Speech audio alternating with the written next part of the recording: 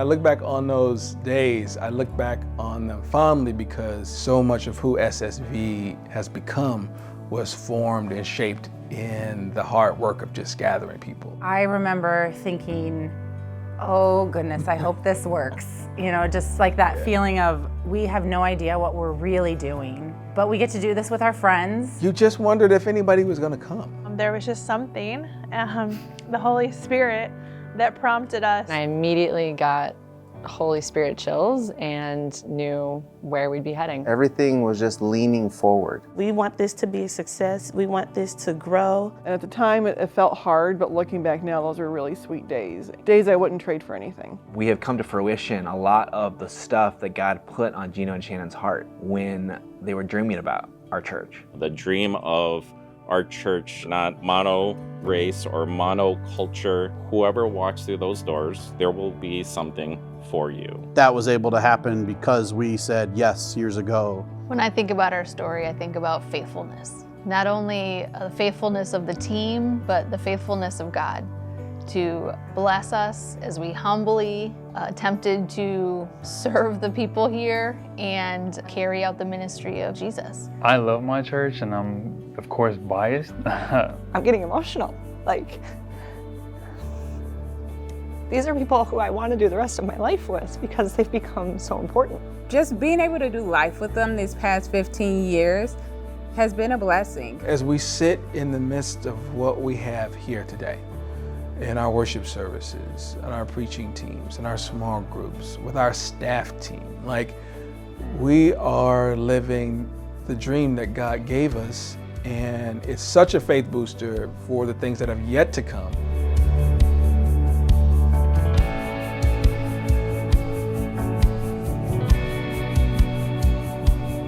We had these great ideas, this huge vision for what we could be.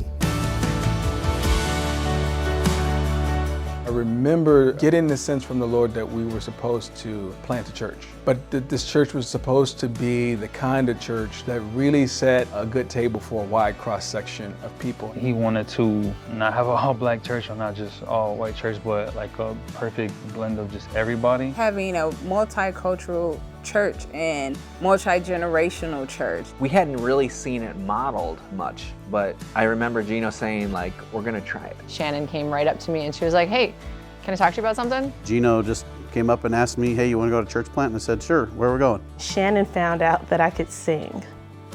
And Gino asked me to be a part of this crazy dream of his. And at the time, we were dating.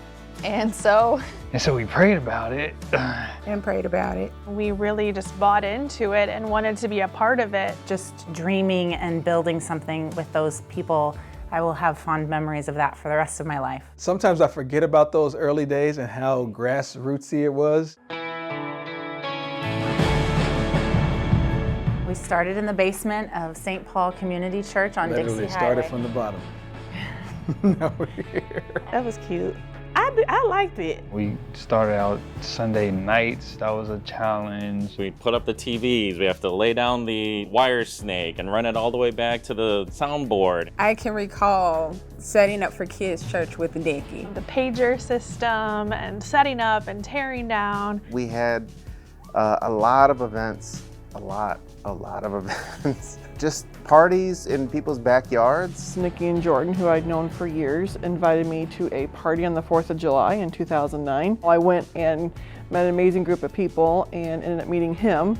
And a couple months later, we started dating. And then when we eventually moved to our new building, turning this community center into a real church. I love the basketball course that we had before we changed it to an auditorium. That kind of hurt my heart that we got it out, but it was necessary. We paid an insanely low amount of rent for years. To me, that's miraculous. the acquisition of this building. Like, there is no reason in logic or in normal finances that we could have acquired this building for the amount of money that we did. I just really see this building, this property, this 9 acres that we're sitting on, 24,000 square foot building, as really a gift from God. It's a real God story. God called us here and that He's going to take care of us.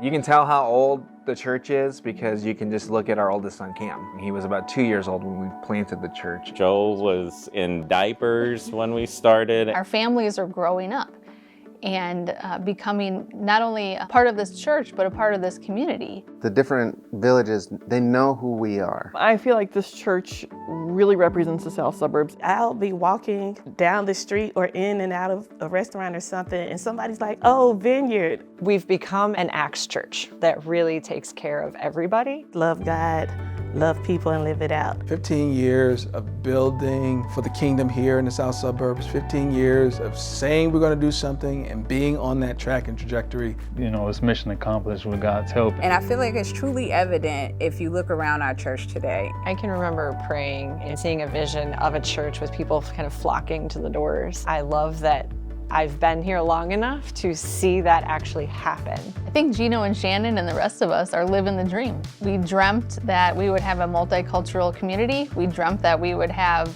a growing church. Now seeing it and seeing it all come to life has just been such an incredible blessing and something that I'm so thankful that we had the courage to say yes.